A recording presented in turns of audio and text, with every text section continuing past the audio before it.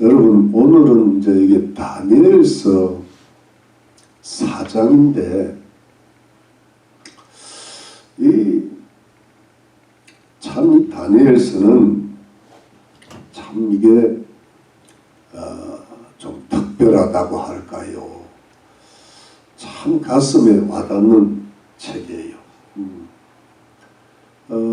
다니엘의 신앙과 그 세 친구의 신앙이 그야말로 성경 안에서 최고로 성숙한 모습을 보여주고 있고, 그리고 종말에 이르기까지 그야말로 구약의 요한계시록이 되고, 요한계시록을 푸는 열쇠가 다니엘서에 있습니다. 다니엘서를 잘 풀어야 요한계시록이 해석이 잘 되지요. 자, 오늘은 이제 큰 나무의 꿈이 이제 이 설교 제목인데, 이 느부갓네살 왕이 꿈을 잘 꿔요. 이 사람은 이방의 왕이잖아요. 이방인이고, 그리고 참 예루살렘 유다 왕국을 멸망시킨 장본인이거든요.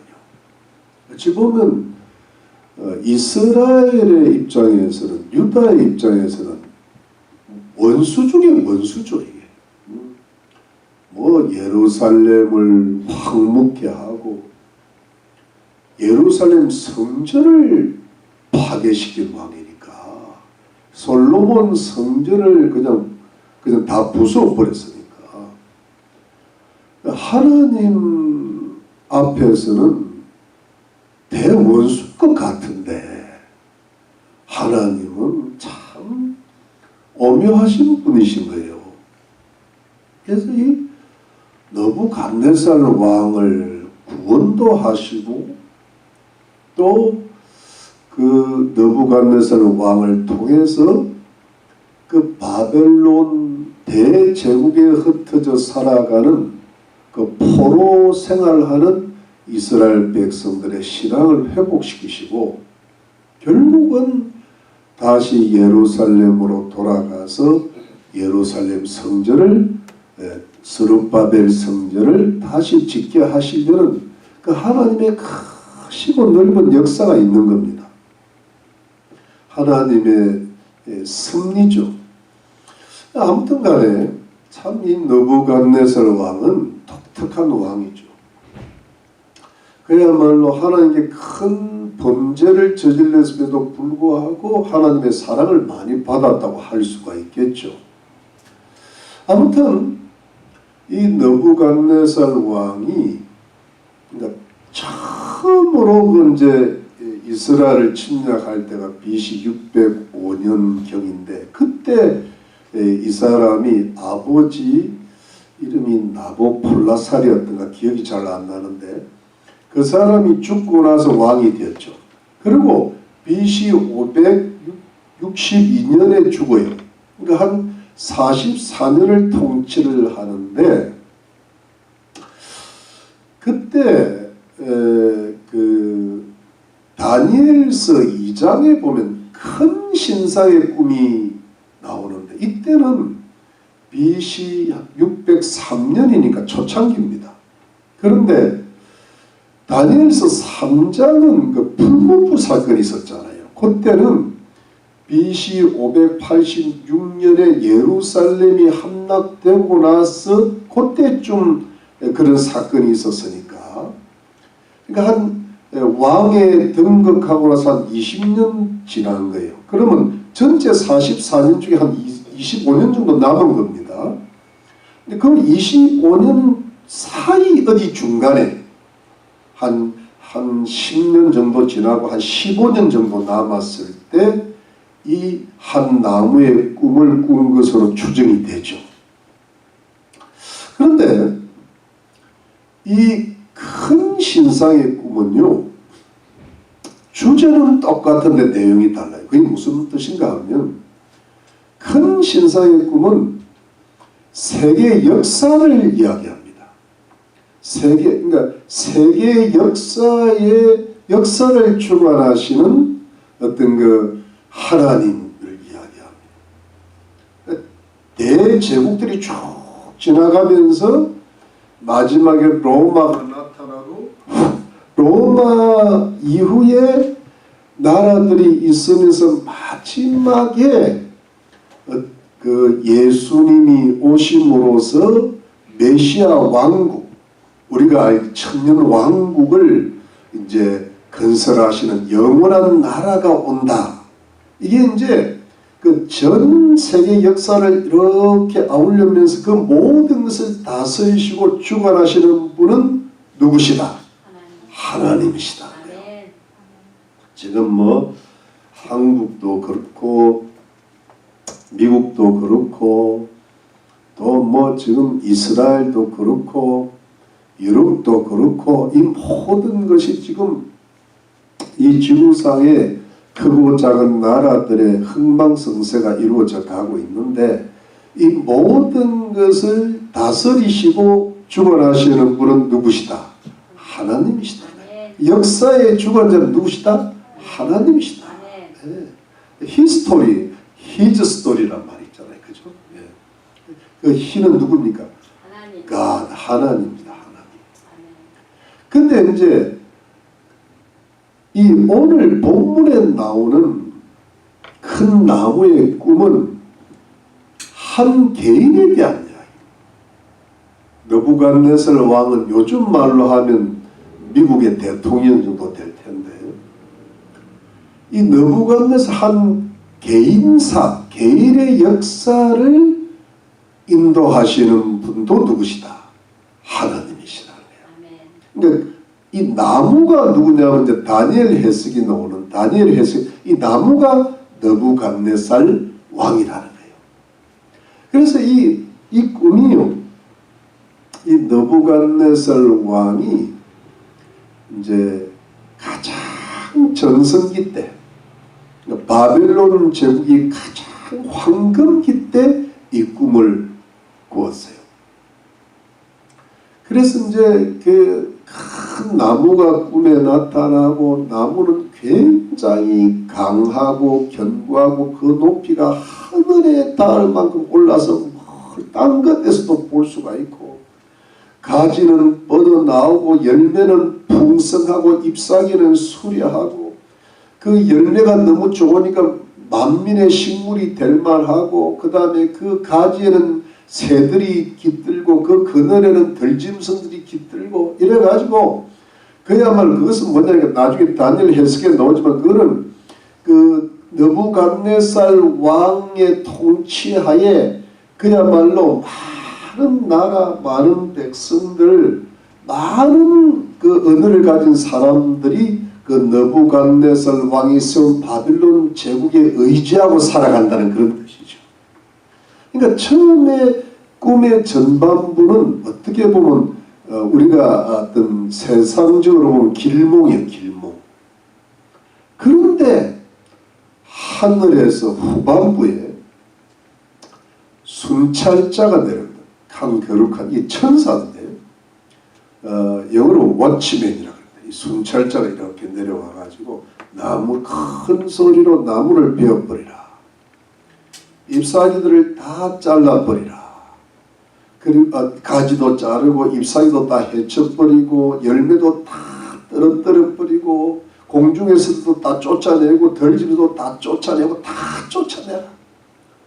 그리고 그 밑에 뿌리와 그루터기만 남았는데 그거를 놋줄로 묶고 쇠줄로 묶고 이래가지고 그 그루터기가 나무가 누구예요? 느부갓네살이잖아요. 느부갓네살이 사람인데 짐승의 마음을 받아가지고 풀을 먹고 들의 풀과 함께 살고 짐승처럼 지내게 된다는 거예요. 그러면서 7대 7년 정도를 지나야 그게 회복이 되고 왕권이 회복이 되고 다시 나라가 더 큰 번영을 이루게 된다는 스토리죠. 그게 이제 이 전반적인 오늘의 본문입니다. 여러분, 여기서 우리가 한 두세 가지 정도의 어떤 하나님의 우리를 향하신 영적 원리, 영적 교훈을 깨달을 수가 있는데, 그 첫 번째가 결국 뭐냐 하니까 한 개인의 흥망성쇠는 하나님께서 주관하신다. 이게 이제 중요해요. 여러분, 우리가 태어나는 것도 우리 마음대로 되는 것도 아니고, 우리가 인생을 죽어서 천국 가는 것도 우리 마음대로 되는 것도 아니고, 여러분, 우리가 지금까지 살아온 모든 것이 우리가 소원하고 기도한 대로만 다 되는 게 아니잖아요. 그렇죠, 여러분? 네. 그러니까 인생의 우여곡절, 인생의 모든 질곡, 우리가 뭐 병이 나고 싶어서 납니까? 우리가 뭐 가난해지고 싶어서 가난합니까? 우리가 생긴 대로 이게 우리가 생긴 대로 이렇게 이게 마음대로 안 되니까 가슴 막 붙이고 깎고 불어넣고 이러는 거거든.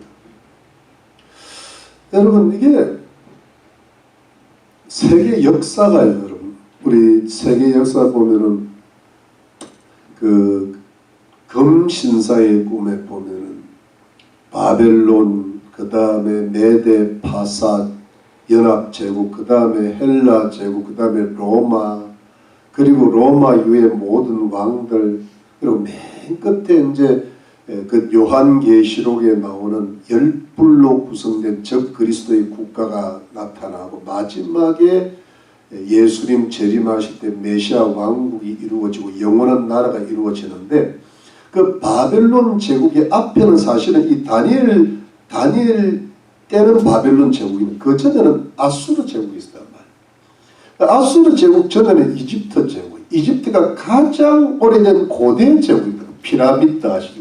스핑크스 아시죠? 그 전에는 이제 하나님의 창조로 넘어가요.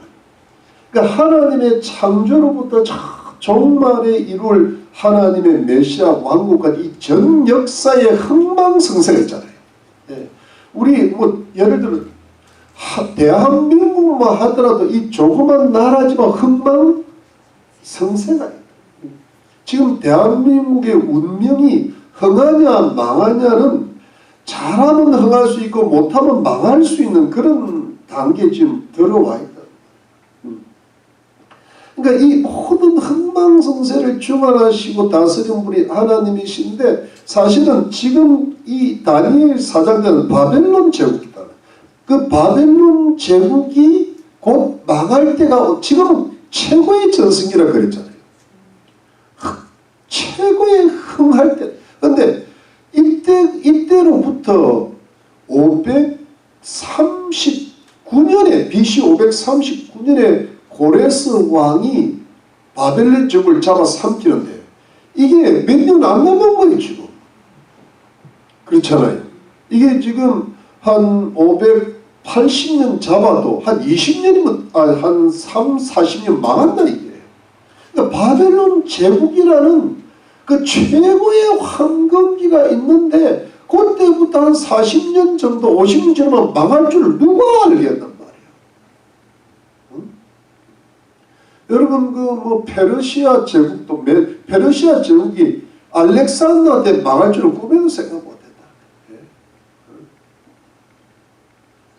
그러니까 이게 이 큰 제국의 역사도 모르는데, 이 미국의 앞날도 지금 참 이게 요즘 보면 이게 암담할 때가 많고요. 어떤 데는 막 살기가 싫어요. 미국 생각하고. 지난 한 주간 내가 참 살기가 싫더라고. 한국 꼬라지를 보니까. 밥을 안 먹으면 나 밥은 다 먹었어. 내가 이 좀 믿음이 훌륭하고 이러면 밥을 안 먹어야 되는데 그 정도는 안 되고 먹어가면서 괴롭더라. 근데 여러분, 바벨론 제국이라는 그 황금 제국, 사자 제국도 몇십 년 안에 망하게. 근데 여러분, 그러면 한 개인, 한 나무의 꿈, 그러면 느부갓네살은 뭐냐 하니까요. 불과 요 꿈 꾸고 나서 길어봐야 20년 안에 죽어. 그리고 그 뭐 아들인가 손자 벨사살 왕 때 그냥 끝나버리잖아요. 벨사살 왕이 다음에 나올 겁니다. 다음에 끝나요. 이게 그 개인의 흥망성쇠가 지금 최고의 절정기인데, 지금 오늘 이 다니엘 사장이 이 꿈 꾸고 나서 조금 있다가 어떻게 됩니까? 7년을 짐승처럼 12달 안에 짐승이 되어버려. 이게 짐승이 된다는 말은 어떤 뭐 조금 해석을 좀 넓게 하는 분은 어떤 구데타가 일어나가지고 쫓겨났다 이랬는데 그게 아니고, 자기가 짐승이라고 스스로 생각하는 정신병이 있답니다. 거기 들어가 버린 거예요. 하나님이 정신을 이렇게 바꿔버린 거예요. 그래가지고 자기가 짐승이니까 짐승처럼 사는 거예요. 왕궁을 밖에 나가가지고 들에 소처럼 풀을 뜯어먹고, 머리를 안고 독수리 털처럼 나고, 하늘의 이슬을 맞고 짐승처럼 울부짖으며 사니까, 아니 대제국의 왕이 정신병에 걸려오니까 이걸 어떻게 뭐 이걸 국사를 볼 수가 없잖아요. 그러니까 사람들이 쫓아낼 수밖에 없고, 지 스스로 밖으로 나가버린 거예요. 짐승인 줄 알고. 짐승이 왕궁에 삽니까? 네. 이 정신병에 7년을 하는, 그러니까 뭐냐 하니까 이게 최고의 절정에 올랐다가 절벽에서 곤두박질 치는 거예요. 팍 떨어지는 거예요. 그러다가 나중에 하나님의 은혜로 이 느부갓네살이 회개하고 돌아섰을 때 다시 영광을 회복하고 나서 한 몇 년 있다가 죽은 것 같아요. 이게 대제국의 왕이 그 싸움을 잘하고 예루살렘을 3번이나 침입했던 그 왕이 그 모든 그 주변에 블레셋이고 모압이고 암몬이고 뭐 에돔이고 다 점령하고 마지막에 고대의 이집트 제국까지 점령해버렸잖아요. 네. 그러니까 엄청난 제국의 왕인데 이 사람이 이렇게 곤두박질 쳤다가 잠시 회복하고 회복은 되었으나 죽는 것이 느부갓네살 왕의 인생사인 거예요. 인생의 우여곡절이고 질곡이죠. 근데 이게 여러분 한 나라의 흥망성쇠도 그렇고 한 왕의 흥망성쇠도 그렇고 어떻게 한 왕에만 해당되겠어요? 한 개인의 흥망성쇠도 누가 주관하십니까?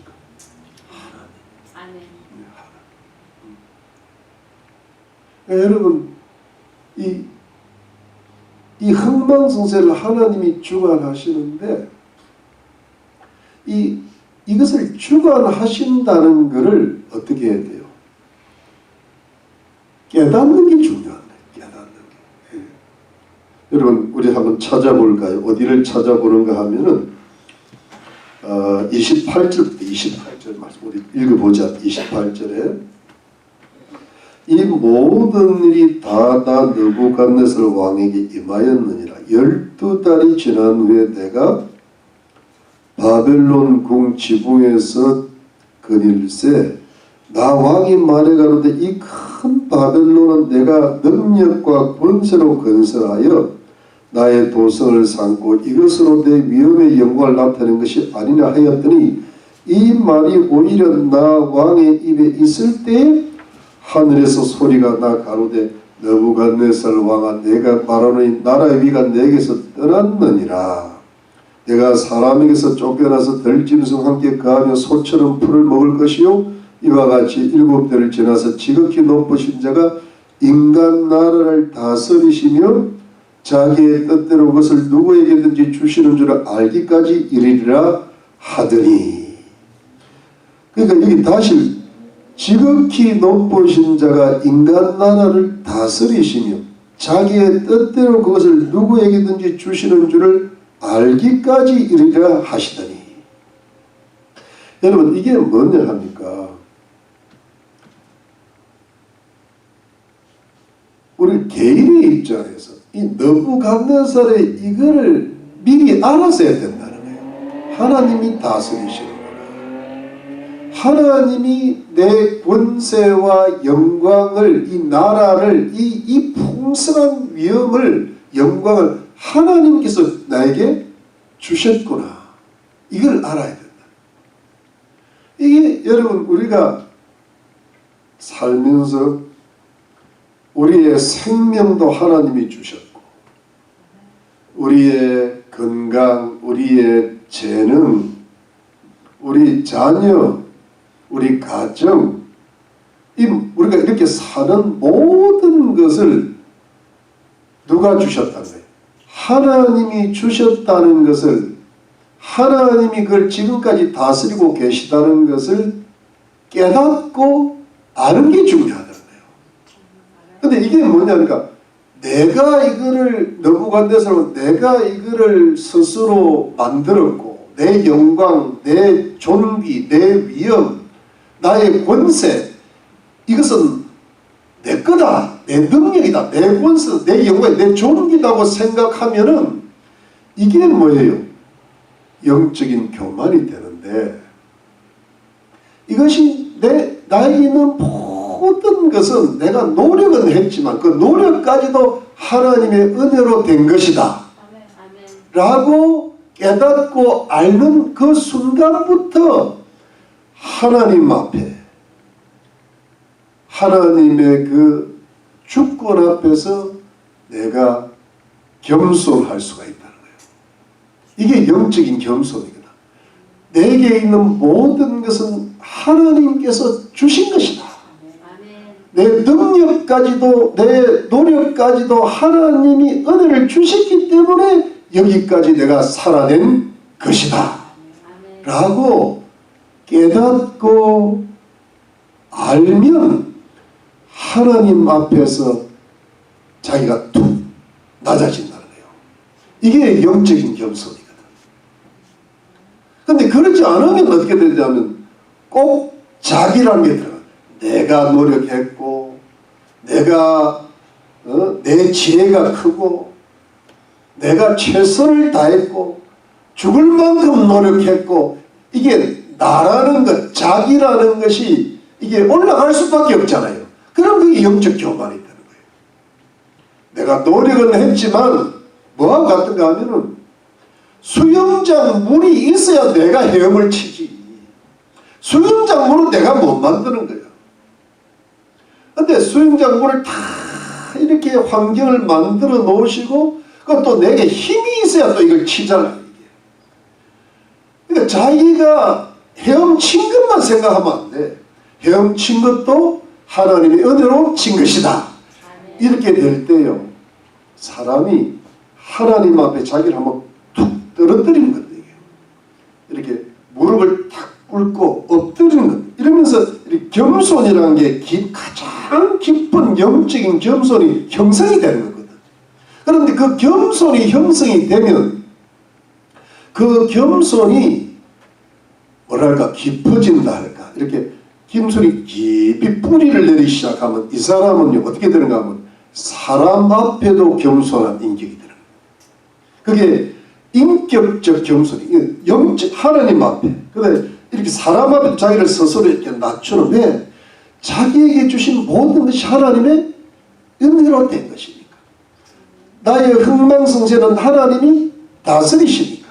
내가 하나님의 은혜 아니면 이 자리를 지키지를 못하니까. 그러면서 영적 겸손이 있으면 그 겸손이 내 마음속 깊은 곳에까지 들어오면 인격적인 부분까지 다스리게 된단 말이에요. 그래서 사람 앞에도 자기를 낮추게 돼.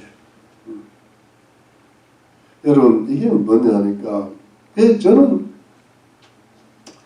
그 신앙이라는 게 뭐냐, 믿음이라는 게 뭐냐 하면 우리가 이제 처음에는 예수님을 믿고 하나님을 믿고 의지하고 경외하는 건데, 이것이 그 하나님을 믿고 한평생 인생을 살아갈 때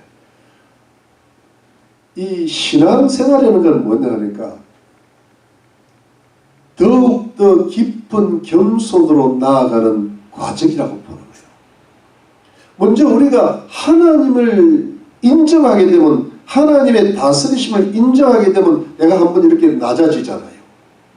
그러면서 사람 앞에도 낮아지는 겸손이 되는데, 이게 겸손의 깊은 과정을 이렇게 찾아 나간다. 이렇게.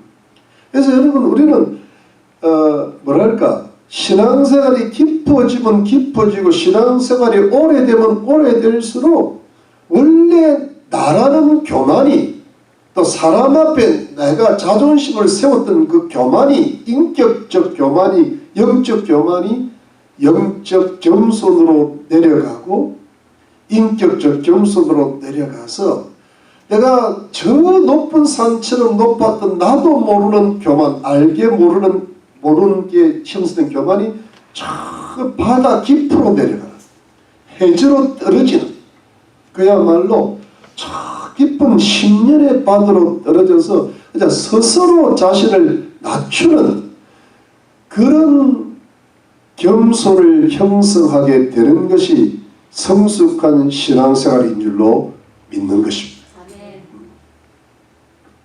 그러니까 여러분, 참 겸손의 뿌리로 내려. 왜냐하니까 인간의 원죄의 특징은 교만이잖아요. 내가 마귀한테 속아 내가 하나님같이 되리라. 그런데 겸손의 뿌리는 자기를 깊이 뭐예요? 이 의의 뿌리는 겸손이 깊이 들어가요. 근데 그게요, 하나님의 형상으로 된 게 인간이 맞는 것이요. 사람은 참 영적인 존재예요. 인격적인. 왜냐하니까 사람은요, 하나님이 우리를 보는 방식을 우리가 깊이 깨닫는 게 어떻게 되면, 사람이 사람을 볼 때도, 인격적으로 볼 때도 마찬가지예요. 그 사람이요, 많이 가졌든 적게 가졌든 이쁘게 생겼든 좀 안 이쁘게 생겼든 간에 상대방이 겸손하면요, 그 겸손한 사람이 너무 볼품이 있어, 사람이. 그리고 그 사람을 가까이 하고 싶고, 겸손한 사람에 비해서 사람은 평안을 누리고 안식을 누립니다. 여러분, 아무리 많이 가졌더라도 겸손하면요, 그게 너무 좋아 보여. 근데 아무리 못 가졌는데 겸손 안 하잖아요. 그것도 안 좋아 보여. 근데 그러니까 교만하면 어떻게 되는가 하면, 가졌든 못 가졌든 그냥 가까이 하기가 싫어. 내가 불편해. 그러니까 여러분, 이상해. 겸손한 사람을 보고 내 마음에 안식이 온다. 맞죠? 네? 그런데 여러분, 사람을 정말 볼품 있고 이쁘게 만드는 가장 큰 그 깊은 영적, 도덕적, 인격적 뿌리는 거예요. 겸손이에요. 왜냐하면 인간이 원래 겸손하면 하나님 말씀에 순종하게 되어 있잖아요. 그런데 인간이 그걸 하나님 말씀에 불순종했기 때문에 들어온 게 교만이거든. 교만하니까 하나님이 보기가 싫은 거예요. 그러니까 하나님도 우리를 어떻게 보는가 하면은, 하나님 앞에 교만한 사람은 물리치시는 거예요. 근데 하나님 앞에 겸손한 사람은 은혜를 베푸시는 거예요. 여러분 믿으십니까? 이 겸손이 크게 중요하다.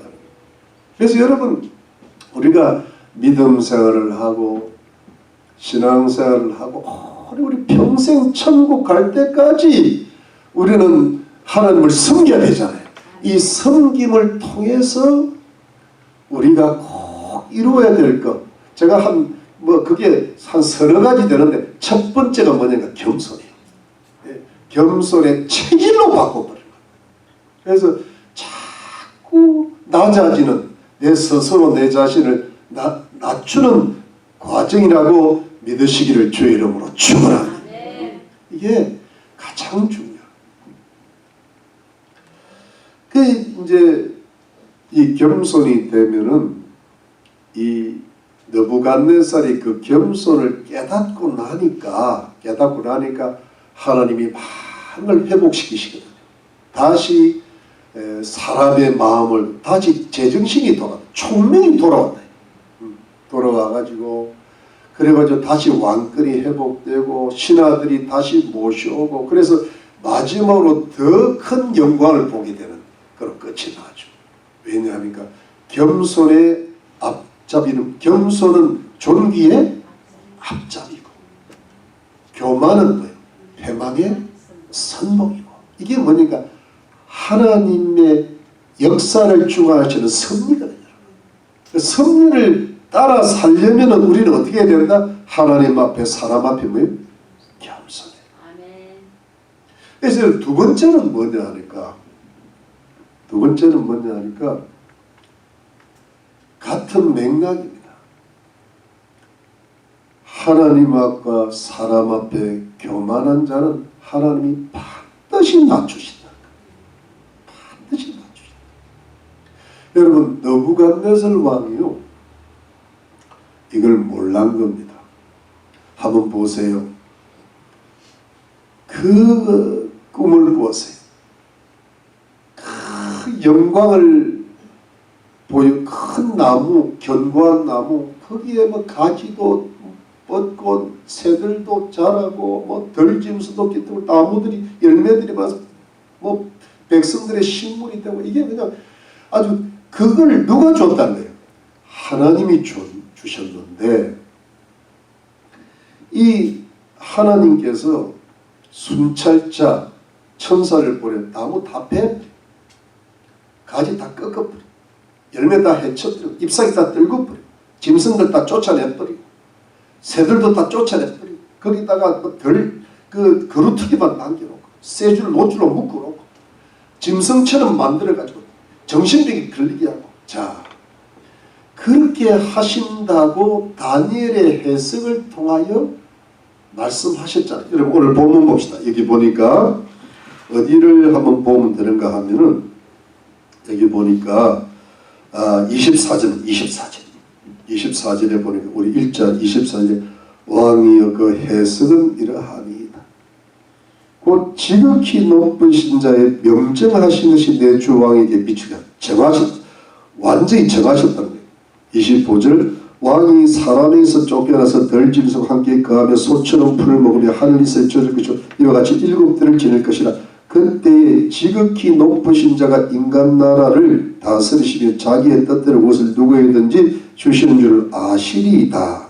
또 그들이 그 나무 뿌리에 그루터기를 남기도록 하였은즉 하나님이 다스리시는 줄을 왕이 깨달은 후에야 왕의 나라가 견고하리이다. 그런즉 왕이여 나의 가난한 것을 받으시고 공의를 행함으로 죄를 속하고 가난한 자를 긍휼히 여김으로 죄악을 속하소서. 그리하시면 왕의 평안함이 혹시 장구하리이다 하였느니라.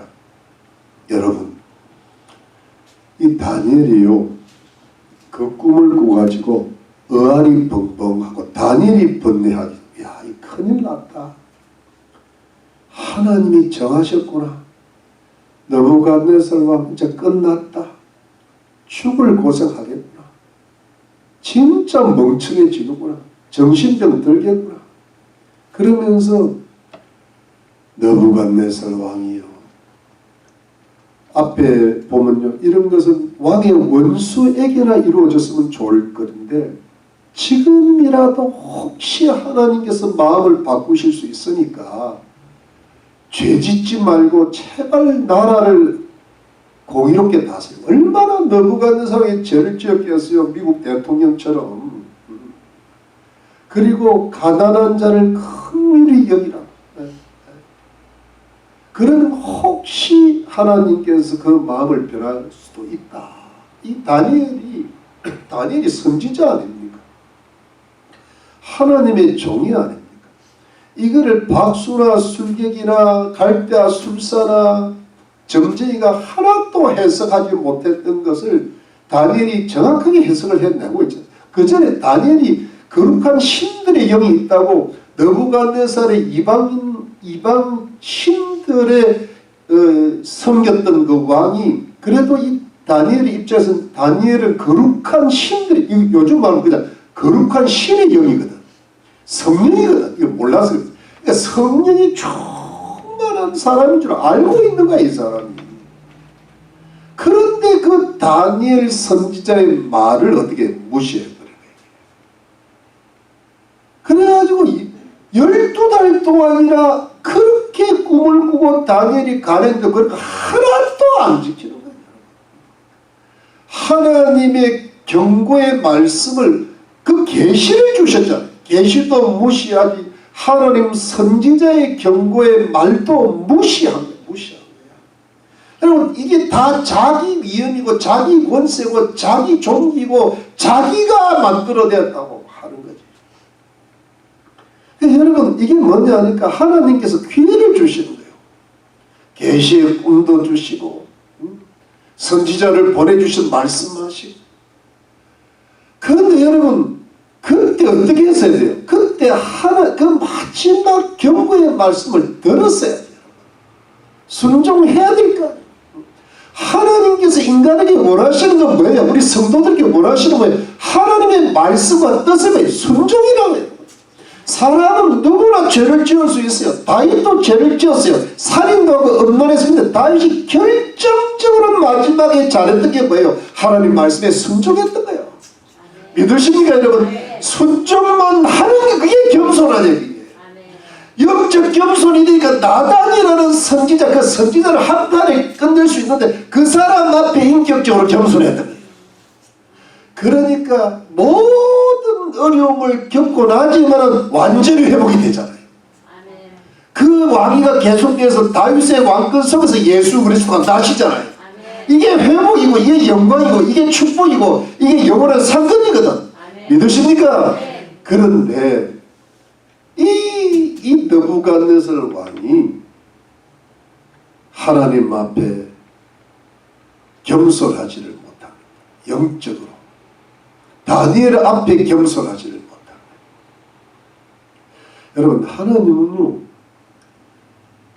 겸손하면 반드시 하나님의 그 심판이 지연이 됩니다. 그리고 겸손 체질이 되면 그 심판을 멈추시고 회복이 시작됩니다. 이 하나님의 섭리입니다. 여러분, 아합이라는 왕이 열왕기상 21장에 보면 천하의 나쁜 왕이거든. 우상숭배의 북이 가장 악한 왕 이세벨과 더불어 가장 악한 왕인데 불구하고 나봇의 포도원을 탈취하면 나봇을 죽였단 말이에요. 그러니까 엘리야 선지자가 가지고 하나님의 말씀을 대언한다. 너는 이런 무지한 자의 피를 흘리기 때문에 네 자손들이 앞으로 멸문죄를 당하리라. 엄청난 재앙을 선포했거든요. 그때 아합이요, 아하. 그때 걸음걸이를 천천히 하고 금식을 하고 베옷을 입고 회개를 한 거예요. 여러분, 여전히 죄 가운데 있으면서 겸손한 게 뭐냐? 겸비라 그래. 그걸 겸비. 자기를 낮춰버리니까 하나님께서요, 그 겸비함이 이쁘셨는지 아합을 구원하려고 하시고 북이스라엘을 사랑하시니까 그 이쁘셨는지 뭐냐니까 너 대에는 멸문죄를 안 되고 너 자식들한테 넘어간다는 거예요. 하나님 봐주시네. 지연시켰는데 아합이 그 영적 겸손과 그 겸손 유지가 오래 못 갔어. 또다시 교만했는데 뭐냐면 남쪽 유다 왕국 여호사밧하고 같이 힘을 합쳐서 길랏 라못을 치러 나갈 때 미가야 선지자가 가시면 안 됩니다. 망합니다. 그러잖아요. 그때 아합이 그 말을 들었으면 좋았어요. 미가야 선지자 그냥 감옥에 가다 버려요. 그럼 어떻게 돼? 아합은 전쟁 나가서 죽어버렸어요. 그리고 그 아들 아하시아 또 내려가면서 다 그냥 싸그리 멸문지하다. 부인 이세벨은 개머리가 되고 예후의 구데타가 혁명이 일어나. 여러분 이게 심지어 우시아라는 그 번성했던 왕도 화려한 왕도 제사장이 할 일을 지가 대신하다가 문둥이 되어버렸죠. 이게 뭐냐 하니까 하나님은 인간이 죄를 짓을 수 있는 체질을 가지고 있음에도 불구하고 심지어 아합 왕이라도 겸손하면은 회복의 길을 열어주시고 재앙을 멈추시는데 아무리 잘났다 하더라도 아무리 훌륭하다 하더라도 교만하면 뭐예요? 바로 그러니까 여러분 겸손이라는 게 그만큼 중요한 이 성경의 제1의 덕목이라. 겸손한 그 다음 나아갈 게 성결로 나아가는. 성결은 다음의 이야기야. 우선 겸손해. 겸손하지 않으면 성결이 갈 수가 없어요. 하나님 말씀을 안 듣는데 어떻게 성결합니까? 우선 낮추는 거예요.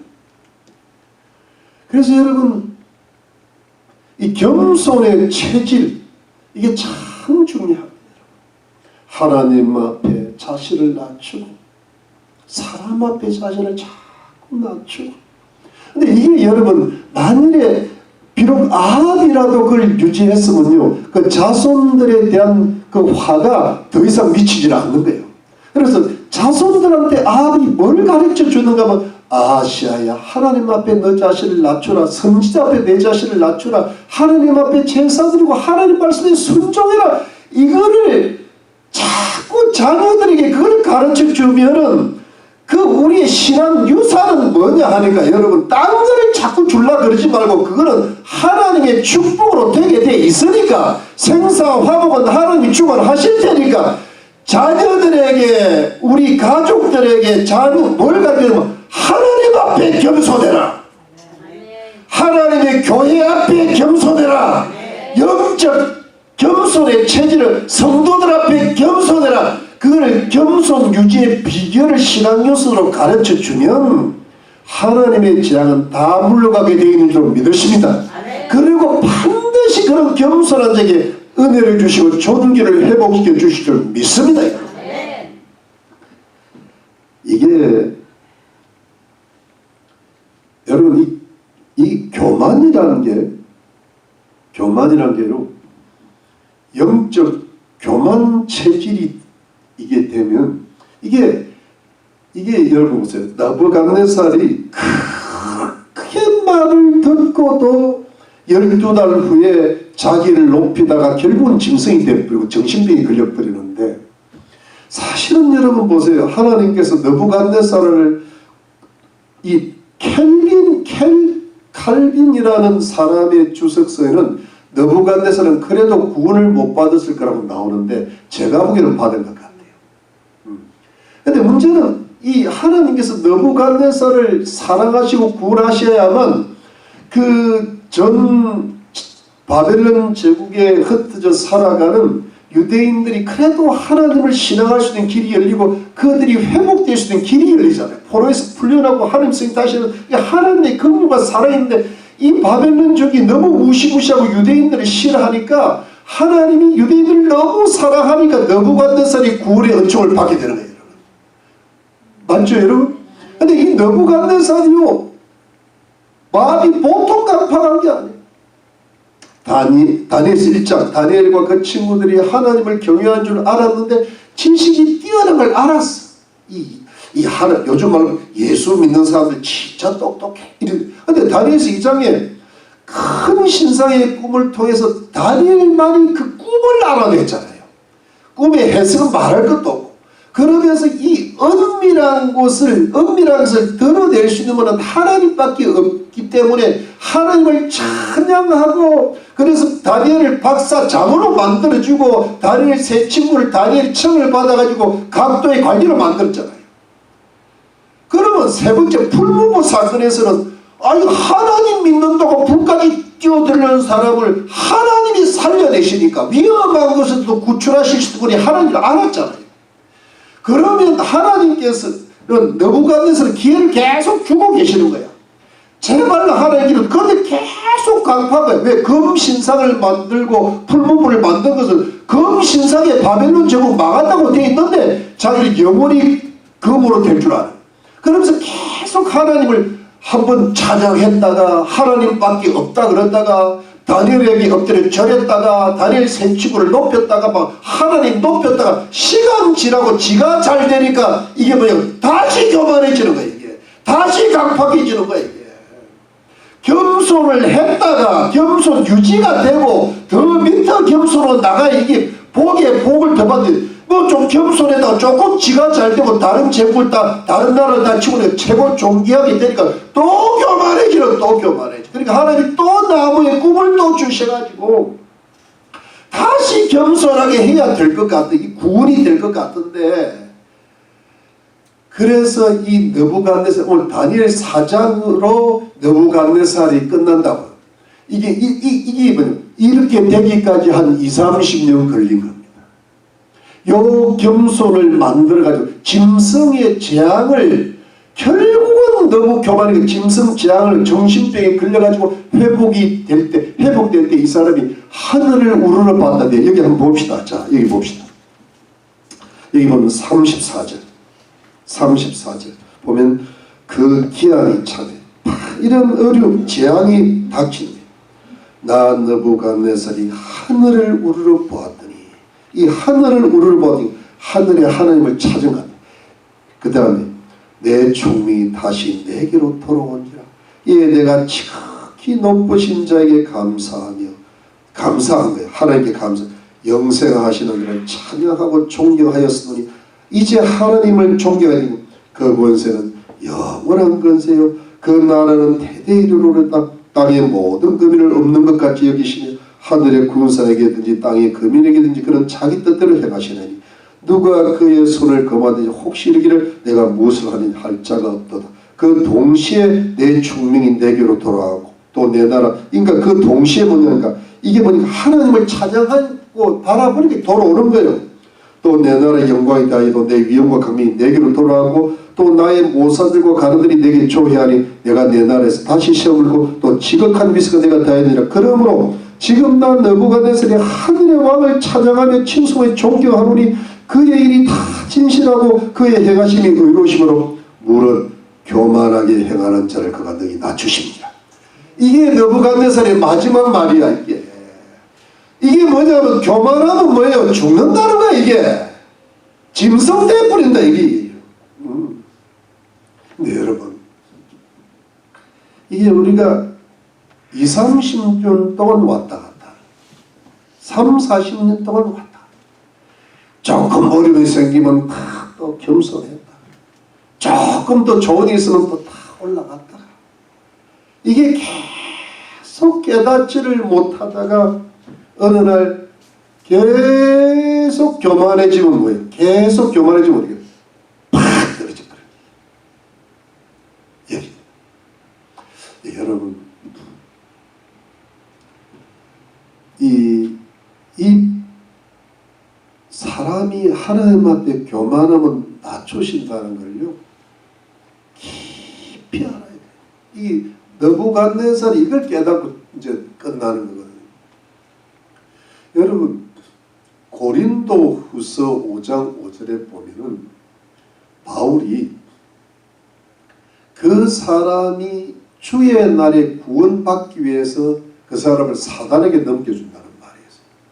그건 뭐냐 하니까 구원이라도 받기 위해서 사단의 덫에 걸리게 하는 재앙을 주는 거예요. 그래서 수많은 혼란과 고난 끝에 하나님께로 돌아가는 거예요. 그 구원 주려고. 근데 여러분 또 하나의 겸손케 하시는 뭐냐 하니까 고린도 후서 12장에 보면 바울이 훌륭한 주의 일꾼이었는데 사도였는데 자고할까봐 하나님께서 사단의 사자를 육체까지 사단을 이용하시는 거예요. 그래가지고 그가 훌륭한 그 사도니까 그의 인격, 그의 겸손이 계속 계속 유지되어서 하나님께 끝까지 영광 돌리게 하시려고, 그야말로 완전한 성화를 이루게 하시려고 사단의 가시를 주시라. 그러니까 결국 뭐냐면 하나님의 작정하신 자가 있어. 그러니까 구원하시기로 작정하신 자, 또 하나님의 일꾼으로 쓰시기로 작정하신 자는 반드시 뭐가 있다. 교만하지 않기 위한 환난과 고난과 재앙이 있다. 그러니까 여러분, 그것이 온다는 거예요. 그게 사단을 이용하신 거예요. 사단의 덫에 걸리게 하신 거예요. 그래서 여러분, 이것이 하나님의 사랑하시는 자를 징계하시고 하나님께서 인간 개인의 역사를 이끄시는 하나님의 이 사랑의 섭리요 공의의 섭리인 줄로 믿으시기를 바랍니다. 여러분, 언제 재앙이 왔다? 여러분들이 교만할 때 온 거예요. 그런데 언제 재앙이 물러가는가 하면 겸손할 때 물러가게 되는 거예요. 그래서 여러분, 우리는 어떠하든 뭐냐 하니까 우리의 마음은요 좀 힘들면 반드시 겸손해져. 예수 믿는 사람, 뭐 예수 안 믿는 사람도 마찬가지. 여러분, 예수 안 믿는 사람도요 잘 되게 기도하면 안 돼요. 작살 나야 돌아오는 거요. 여러분, 인간이 돌아오잖아요. 돈이 다 쓰자 돌아온다니까. 그걸 모르고 돈에 붙어. 그게 잘못된 거예요. 우리도 여러분, 내가 뭐 의지할 게 있으면 절대 겸손 안 해줍니다. 없는 것이 복이라는 거예요.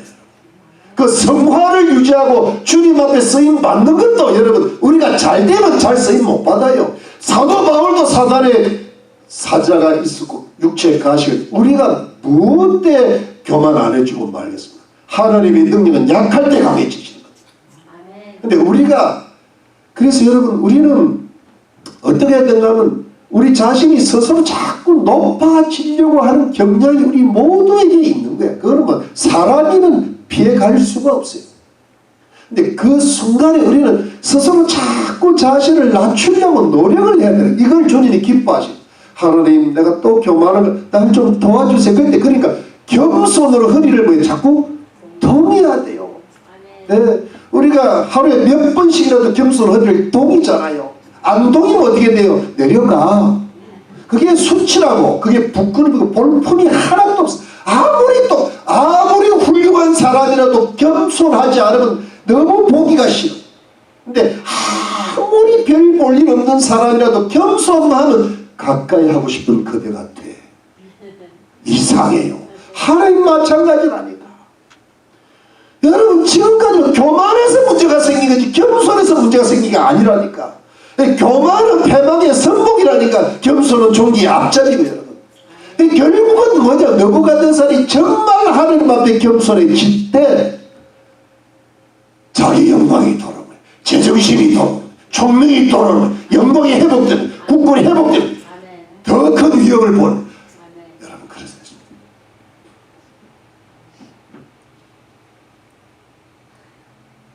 그래서 여러분,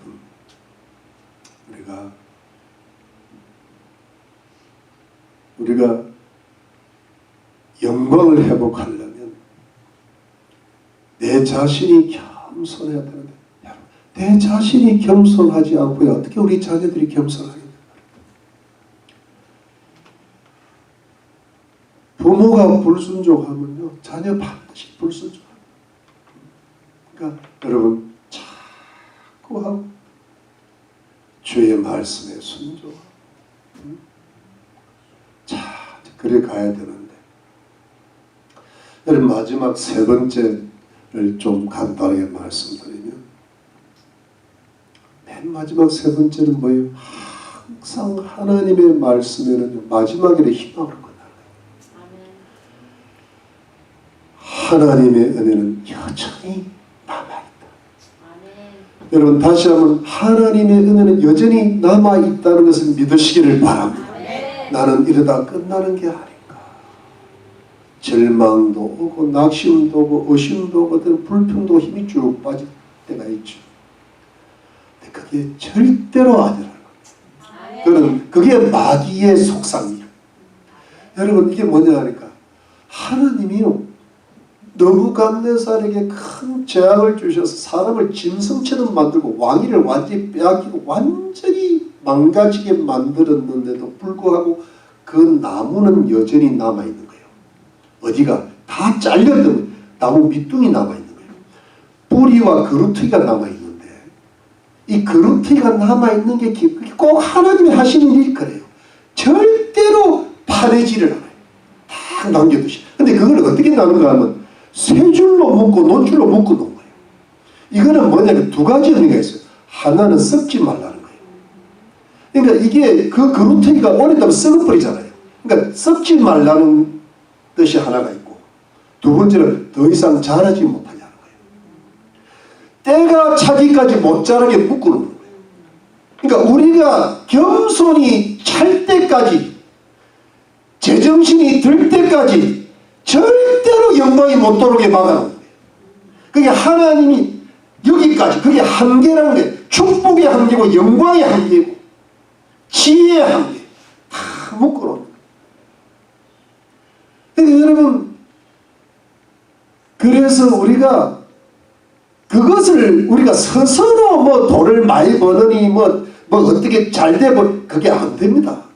그게 예수 안 믿는 사람들은 구원하시기로 작정을 안 하거나 성화 쓰시기로 작정 안 한 사람들은 자기 욕심, 자기 죄를 지어서 그 한계를 넘어가려고 그러죠. 그래 어느 날 그냥 막아버린 거예요. 그런데 우리들은 그 한계를 하나님이 딱 정해놔 버리신 거예요. 그렇기 때문에 스스로 될 수가 없어요. 우리는 어디다가 초점을 두는가 하면 내가 하나님 앞에 더 겸손해져야 되겠구나.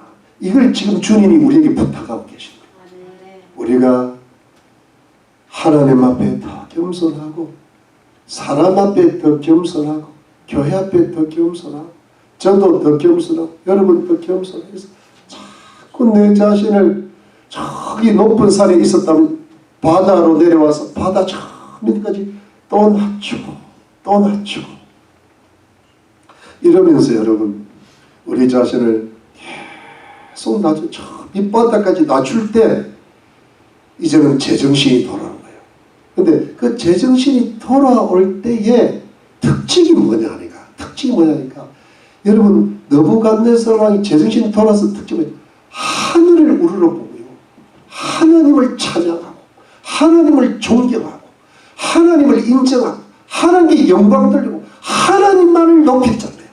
그러면 우리가 정말 제정신이 돌아오고 이제 겸손의 양이 찬다는 맛은 무슨 이제 영광이 회복이 되고 축복이 회복이 될 때가 다가온다는 것은 내 입에서 하나님 이야기가 자꾸 나오는 거예요.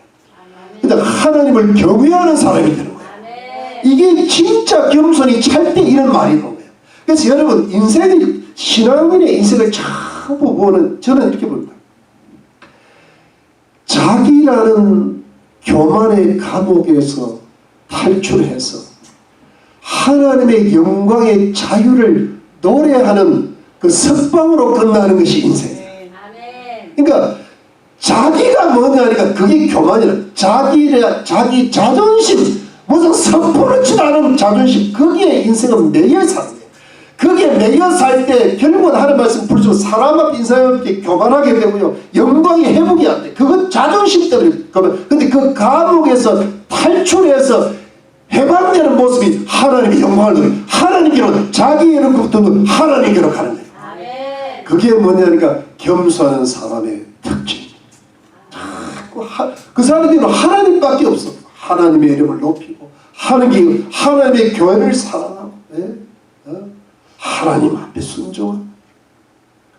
그래서 여러분 겸손이라는 교만이라는 감옥에서 겸손이라는 자유로 흐르는 것이 인생입니다. 결론을 내립니다. 우리는 자꾸 스스로를 낮춰야 합니다. 자꾸 겸손으로 나가야 됩니다. 여러분 왜 그러냐 하면은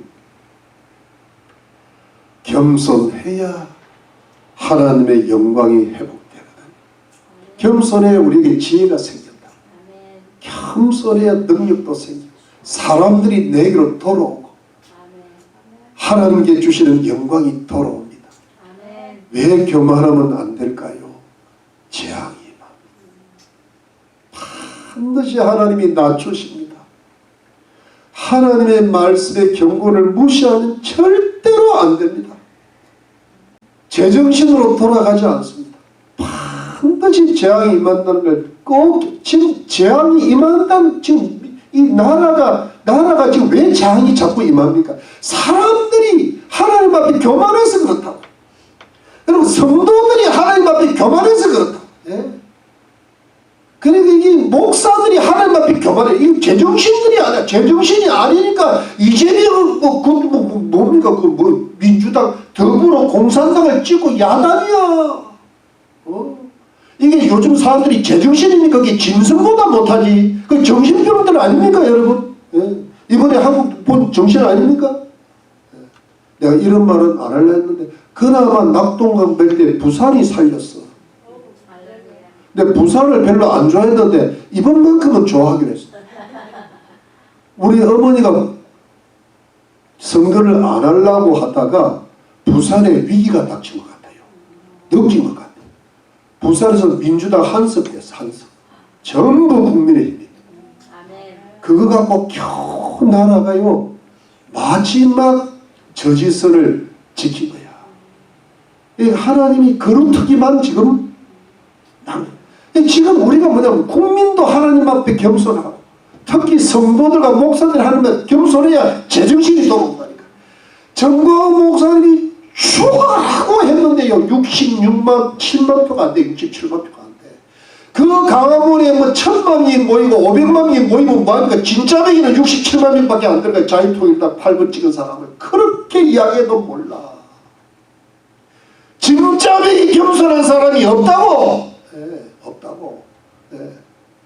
여러분 그래서 좋은 말이 오고 있는 거예요. 여러분 우리는 사람이 소수가 모였지만은 여러분 진짜배기 자유통일당 되는 것처럼 우리도 진짜배기 모여 성도가 되어야 될 줄로 믿습니다. 네. 진짜 겉으로 겸손한 척 하지 말고 이제는 진짜 겸손한 사람이 되자고요.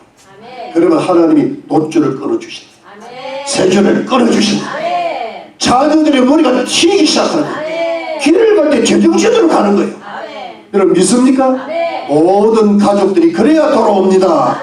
할렐루야. 하나님의 영광이 회복되는 그들이 올 줄로 믿으시기를 예수 그리스도 이름으로 축원합니다. 기도하겠습니다.